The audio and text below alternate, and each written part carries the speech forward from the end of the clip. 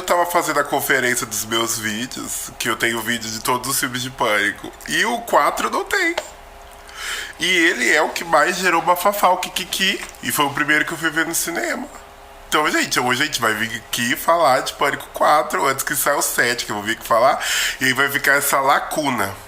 Então vamos falar, inclusive, de Barraco, que foi o Pânico 4, vem.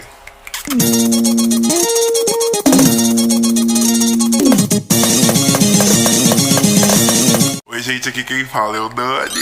E você deve estar se perguntando, Dani, como você pulou o 4? Porque eu era uma pessoa muito desorganizada. Agora eu tô aqui fazendo justiça nessa mosca. E a gente vai comentar sobre esse filme que foi uma barraqueira sem limite. Foi uma trabalheira pra fazer. E quando saiu, não agradou muito os estúdios pela bilheteria. E aí acabou matando a ideia de uma trilogia, que era a ideia do 4, 5 e 6 ser uma trilogia seguidinha. Só que daí no fim o Wes Craven acabou morrendo em 2015 e teve a série da MTV de Pânico, e aí a ideia foi pro ralo. A trilogia morreu. Aí ela foi revitalizada com uma outra história, uma outra ideia no 5, 6 e agora a gente já tá no 7. E aí, engraçado que o quarto filme começa com o deboche de franquias que não acabam. E agora a gente tá no 7º filme. Enfim, né? Vivemos nesse mundo. E o que aconteceu com Pânico 4? A franquia tinha sido encerrada no 3º, né? Com um final bem lindo, onde a Sidney consegue viver com a porteira aberta, porque ela sabe que ela não vai ser mais perseguida, assassinada por um maluco vestido com uma cara de fantasminha. Mas ficou-se uma ideia de uma franquia que tem tantos fãs, né? Uma empresa que gosta tanto de ganhar dinheiro, que era o caso da Dimension Filmes. Por que não? E aí a gente vai falar de uma pessoa aqui que é Gore, a gente vai ter que citar o nome dela aqui. E ela, inclusive, é um dos causadores do bafafá sobre o Pânico 4, que é o seguinte: a Dimension Filmes era uma distribuidora que tinha como um de seus donos ali, os cabeças, Harvey Weinstein e seu irmão Bob. Isso mesmo. Uma das minhas franquias favoritas estava na mão de um filho de pai alcoólatra, um desgraçado. Vocês estão vendo esse mosquito? Ou ele não tá aparecendo? Eu queria muito saber. Fiz um cappuccino. Olha a minha caneca. Não fui em nenhum show.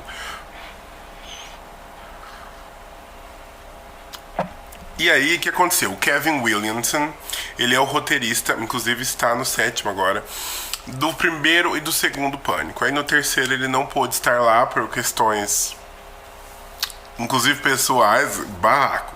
E aí no 4º ele volta. E aí, ele tinha ideias que o Harvey e o Bob Weinstein não concordavam. Inclusive, esses dois nomes dos cabeças da Dimension Filmes tiveram problemas com o próprio Wes Craven, que ele queria colocar uma cena de início do filme, né? Porque o Pânico é famoso por ter uma cena de abertura com assassinatos. E queria colocar uma cena de início onde a Sidney sofreu um ataque de um Ghostface em uma das suas lançamentos do livro. E aí o filme ia se passar anos depois desse ataque. Só que os caras não quis salto temporal. Esse filme tem vários recortes, porque esses dois interferiram bastante nas produções desse filme. Qual foi o problema? Esses irmãos ficaram interferindo nas gravações, nos roteiros, em tudo quanto é coisa possível. E isso atrapalhou muito o andamento do filme, e tanto é as ideias dos dois. E o maior problema veio aqui. O Kevin Williamson ficou mordido, porque como ele não concordava com as ideias dos bonitos, eles contrataram um roteirista 3 para fazer cenas adicionais, para depois inserir no lugar de cenas que o Kevin tinha escrito.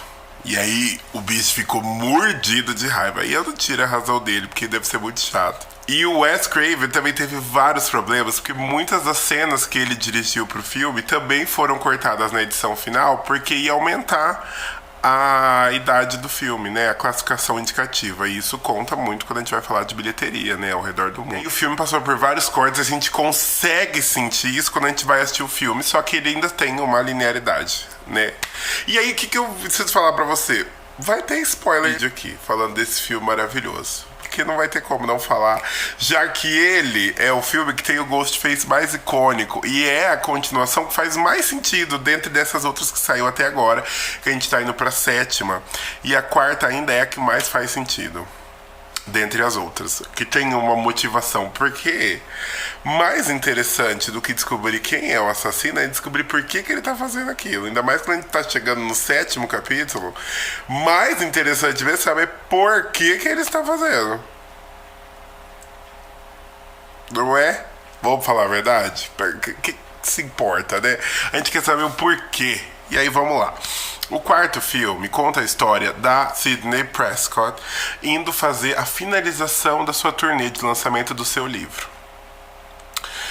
Que eu não lembro o nome agora, é uma coisa pra sobreviver. Morri para... Não é igual da André Surak, mas era tipo assim, renasceu, uma coisa assim. E daí ela conta a sua história sendo vítima várias vezes de tentativas de homicídios diferentes, de pessoas diferentes. E aí ela termina essa turnê na cidade que ela viveu, Woodsboro. E ali é cenário de uma chacina, quando um assassino começa a matar pessoas ao redor dela e ao redor de sua família restante, né? Pra finalizar essa turnê. E aí a gente tem esse cenário sendo acompanhado nela, vivendo na casa de sua tia, ou irmã, da sua tia, da sua sobrinha Jill, que é uma adolescente. E ela tendo que lidar com as pessoas ao redor sendo morta, e ela sendo acusada de ser a culpada disso, ela sendo inclusive acusada de ser assassina, enfim, várias situações que isso acontecem dentro da vida de uma pessoa que já está traumatizada e que para ela pareceu um incômodo ter que conversar sobre esse assunto e ela ter que viver tudo isso de novo no lugar onde ela nasceu. E aí o filme apela, claro, na personalidade da Gale Weathers de venenosa, mas também de impetuosa, porque ela tem um ímpeto de investigação que o marido dela é meio broa mole. E aí esse casal juntos serve muita química no cinema, né? A Gale e o policial Dewey. Só que daí tem outra treta desse filme. Esse casal se conheceu nos bastidores de Pânico de 96 e se apaixonaram. E ao longo da franquia eles se casaram, até que em 2010, durante as gravações do Pânico 4, eles resolveram se divorciar. E aí eles gravaram o filme divorciados. Inclusive 6 e 7, ou 5 e 6, gravaram divorciado. Gata, e nesse filme, no 4, eles iam ter uma bebê. Mas aí, por questão de set, tem que ficar com o bebê ali. E outra, como é que vai fazer tentativa de assassinato uma mulher que tá dando de mamar? É chato, né? E aí cortaram a ideia. Mas no roteiro original eles iam ter um bebê. E apoio. E aí, eles dois no filme, eles dão muito certo, porque o Dewey quer fazer as coisas muito calmo, uma investigação muito racional, e a Gale já sabe como funciona. Ela já escreveu o livro, ela sempre fala isso. Ela escreveu o livro sobre isso. E ela, com aquela personalidade bem shade, ela vai atrás de descobrir quem que é o viciado em filme que tá fazendo isso. Porque ao longo do filme a gente vai lidando com várias referências a grandes franquias de terror, críticas ao slasher. O charme da franquia Pânico é a metalinguagem, de se conversar sobre filmes durante a produção de um filme, fazer críticas ao filme, de gêneros do filme, do qual o gênero do filme se encaixa. Então sempre essa metalinguagem de falar sobre regras de franquias, regras de filmes slasher, falar sobre questões que o próprio filme está acompanhando, como se conversasse sobre filme dentro do filme. E esse sempre foi o charme, e aqui isso é muito bem pensado, porque é inserido até um clube do livro, a gente tem vários cinéfilos dentro do filme, a gente tem a Stabathon, que é a maratona dos filmes Stab, que é a franquia dentro do filme, que inclusive na cena de abertura é extremamente criticado franquias muito longas. Eles veem a abertura de facada 5, dentro de facada 6, de facada 7, e daí tem uma viagem do tempo, é citado isso, eu nunca esqueço. Eu achei aquilo o pico. Igual o filme do Jason X, que vai pro espaço. Um dia eu vou vir aqui fazer review de Jason X, que eu assisti em VHS, eu nem me lembro. Eu só lembro que tinha cena de sexo. E aí eu lembro de eu me perguntar assim, por que as pessoas estão transando no espaço, sabe? Esse cappuccino não esfria por nada, gente. Eu queimei a boca aqui. O charme do filme sempre foi essa meta. E nesse filme eles fazem uso disso. Só que daí qual que é o ponto? O charme de Pânico 4 que faz dele um diferencial. Primeiro, a ascensão do núcleo jovem com uma justificativa. Porque aqui a gente tem os amigos da família da Jill.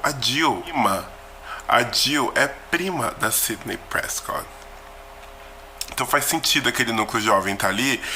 E a gente tem um núcleo jovem tecnicamente quase carismático. Aqui o maior destaque vai para Kirby, interpretado pela Hayley Panettiere, eu não lembro como fala o nome dela, mas ela é uma atriz muito boa que não conseguiu se encaixar em lugares que derem o destaque para ela. Ela foi muito bem na série Heroes, ela foi muito bem aqui em Pânico, ela tem fãs até hoje, inclusive eu sempre coloco o meme dela do... A fotinha. Halloween, massacre da Serra Elétrica, Madrugada dos Mortos, o retorno dos malditos, horror em MTV, aniversário macabro, sexta-feira 13, a hora do pesadelo, dia dos namorados macabro, quando um estranho chama, Natal Negro, a casa de cera, a névoa, a piranha. Tinha dela em PNG, Marco, vou colocar aqui com certeza, vai estar na thumb. Me coloca essa obrigação. E ela atua super bem aqui. Ela leva esse papel desse meta, desse obcecado por franquias de terror, essa pessoa que tem essa obsessão e que faz sentido, na verdade faz necessário aqui. E aí dão esse papel para uma sobrinha, parente do Tonhão lá do 1, do 2, pra continuar, porque essa pessoa tem que ter, na franquia tem um buraco que é ocupado por essa pessoa. E, gente, como tem gente obcecada por slasher, né, no mundo. Eu não sei se isso preocupa ou relaxa, enfim. Mas aí tem esse núcleo aqui que faz-se muito interessante e daí dá o charme de ter atrelado a esse assassino e a essa ideia do que ele é, a tecnologia. Então aqui a gente tem blog, tem rede social, tem mensagem pelo Facebook, a gente tem ligação no celular móvel, a gente tem gravação, um live stream de assassinato, parece a Rússia, né? A Rússia, o pessoal faz lives cortejando gente, eu tenho pavor da Rússia. As pessoas, eu tenho pavor da Rússia.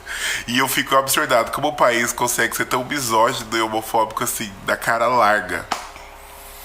E os jovens da Rússia, pavor. Isso é xenofobia? Eu, bata do peito. Devo ser, porque eu tenho pavor da Rússia. Tudo que as pessoas me falam que veio da Rússia, dá até um negócio ruim, ó. Dá muito negócio ruim.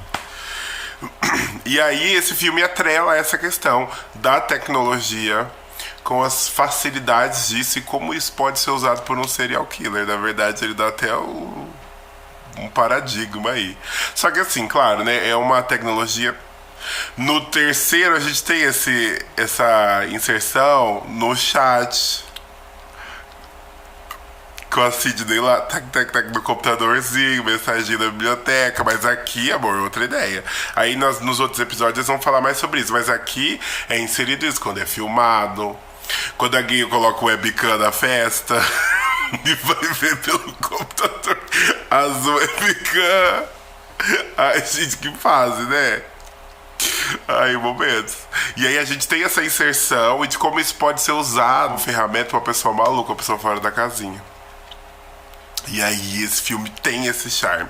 Então, para além dos outros atributos que esse filme tem, de ter essa continuação, de ter um Ghostface que tem uma motivação muito forte, que é de ser parente da Sidney Prescott, carregar a âncora, de ser familiar de uma pessoa que tentaram matar um monte de vezes. Tem essa questão de estar atrelada à tecnologia, de ser uma pessoa adolescente, assassina, que tem aparência de adolescente, né? Porque quando a Sidney Prescott tava do ensino fundamental, claro, ela tinha até, mas a galera ao redor dela não tinha, não. Meio Netflix. E O supra-sumo que faz desse filme especial é a Jill ser a Ghostface. Alerta de spoiler máximo. A sobrinha dela e o namorado serem assassinos. Não o namorado oficial, né? O Tonhão lá. Mas a sobrinha ser assassina e ela ser a mandante. A ideia dela é ela ter os 15 minutos de fama dela, não ter que viver as sombras da prima. Sobrinha nada, prima, né? Ai, mas é que elas têm uma diferença de idade que parece ser tia. Daí eu fico confuso. Mas aparenta, tal qual Copélia, aparenta da Sidney Prescott ser assassina. Porque tem uma motivação muito real. E aí o filme tem um clima, assim, tem todo um pá. A maior baixa, a mais triste é a Kirby, que na verdade não morreu. Inclusive o Wes Craven deu entrevistas antes dele morrer, falando que ela não morreu. A gay tava viva e que ela ia voltar. Se a franquia continuasse, ia voltar. E ela voltou com uma peruca horrorosa. Já comentei aqui, tem review. Ela não vai estar no set, ela não tá acreditada. Então acho que foi o triste fim. Mas a bicha serviu. Então, nota que a gente dá pro Pânico 4, eu dei nota 7. Eu fui ver no cinema com meus amigos, 2011 a gente foi. Foi muito legal. E eu passei muito medo. Confesso que os filmes dessa nova leva, eles são bem mais assustadores, assim, eles dão muito mais desespero. Mas esse aqui foi muito bom. E eu gostei de ver o elenco antigo na galera jovem e deles terem destaques. Tem cenas muito boas. Pra mim, a que mais me deixou gagging, assim, gagging, foi a da morte na caixa do correio. A facada na tia. Aquela cena me deixou o coração partido, mas também assim, gagging. Fiquei... não tinha como reagir. E o instinto de sobrevivência da Sidney e a atriz Neve Campbell, ela é excelente, ela tem um instinto de sobrevivência. Ela pega aquele papel tão bem pra ela que ela arrasa. Ela arrasa demais. Tem que dar aqui, porque não é qualquer pessoa que fica numa franquia tanto tempo e consegue ter esse destaque. A bicha tem um instinto de sobrevivência muito bom. No 4 é o que isso é mais trabalhado. No 3 e no 4, acho que o 3, assim, de atuações é o meu favorito. De atuações. Mas o 4, ela arrasa muito. Ó, nota 7. Ele é muito bom, ele é legal, ele é inovador e revolucionário, mas assim, a Trindade ainda é o espetáculo. Acho que é por ter o charme dos anos 90, 2000. Talvez. Ter outros paradigmas, né? E vocês assistiram o 4? O que vocês têm pra contar aí? Além desses bafafá, quebra-pau, barraco, pô na cara dela e ela... que a galera brigou muito, eu tô falando. Eu vou quebrar minha porrada, aí eu... porra na cara dela. E aí... barraco. Aí quebra. Tudo. Olha aqui, mas o filme demorou pra sair. Ele só não foi adiado porque seguraram. E aí, como a bilheteria não passou do valor que eles queriam, falou, vamos deixar baixo. Foi muita confusão pra um filme só. E aí, na época ele não foi muito bem aceito, né? Ele precisou maturar pra gente gostar muito do Pânico 4, né? Precisou maturar. Na época não fazia-se muito necessário ter um 4. E agora, então, o 7, bicha. Mas eu vou ver com certeza. Quinta-feira vai ter review aqui no canal. Mas, assim... falar que, ai, que necessário. Nossa, precisava muito, não dá. Mas, assim, eu gosto, tá? E a galera brigou muito, teve vários cortes, tem cena, tem uma versão estendida que eu achei uma vez no Twitter.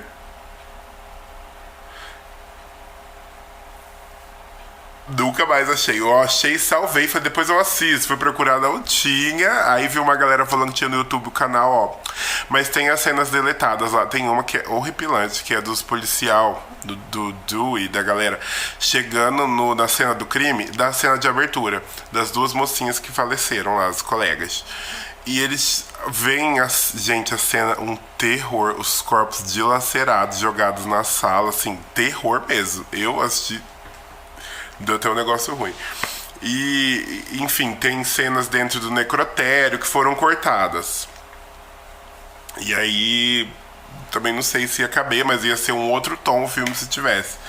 E aí, imagina o quebra-pau que foi pra produzir, né? E aí, o que vocês acham? O que vai ser o 7, hein? Tô com medo da Neve Campbell morrer, porque o filme virou o feirão da casa própria. Quando a gente for falar do 7, eu vou comentar, que teve até caso de aposta em volta, né? Enfim... bagulho com meta, inteligência artificial. Aí lá, quinta-feira a gente vem falar disso, tá? Beijo, amores. Até breve.